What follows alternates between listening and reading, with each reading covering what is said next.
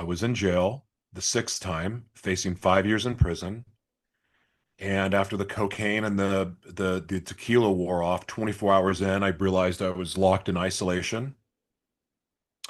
And all I could hear were the maddening screams of the people around me. I'm pretty sure it was the psych ward in LA County, but I don't know it for sure because I didn't see where I went. Mm. The point is that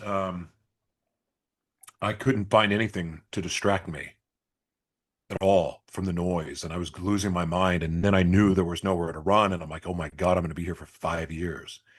Started begging for something to read. They wouldn't give me anything to read, and then finally I said, Yeah. "Can I have a Bible?" Mm. Oh yeah, we'll be right back. And I just happened to remember this show called Oz on HBO growing up, and it was a prison show. And I, for some reason, remember something about them having to give a Bible in that. I don't even know if I made it up, but in my mind, that's what I remember to go, oh, Bible, give me a Yeah. Bible. And so when they show up and it felt like hours later, I'll be right back means see you in 3 hours. Um, when they finally brought it back, and I'm starting reading it, and like I'm reading Genesis, and I'm laughing hysterically, going, "This is so stupid! Like this didn't happen this way." Like, and I'm making fun of it, and then I go read Revelation, and that's a bad thing to do. That was like trippy and like, ugh.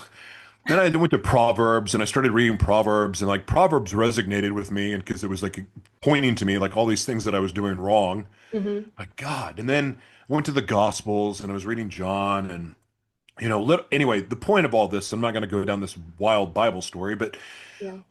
it really started to serve as this mirror of like, oh, wow, I'm doing this wrong. I've been doing this wrong. And then all of a sudden I get really pissed off and I start screaming at God. Why won't you fix me? Questions.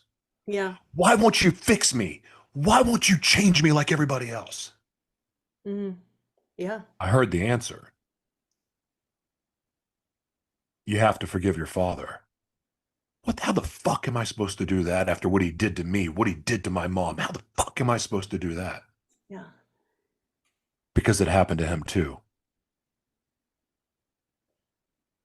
There's more to the story after all that, but the questions, the Hmm. answer, Hmm. that's what changed everything. That's what started the process, realizing that not only did I have plenty to ask for forgiveness on my own, but I needed to forgive my father because you know what?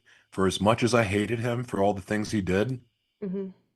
what I was doing was way worse, way worse, way worse.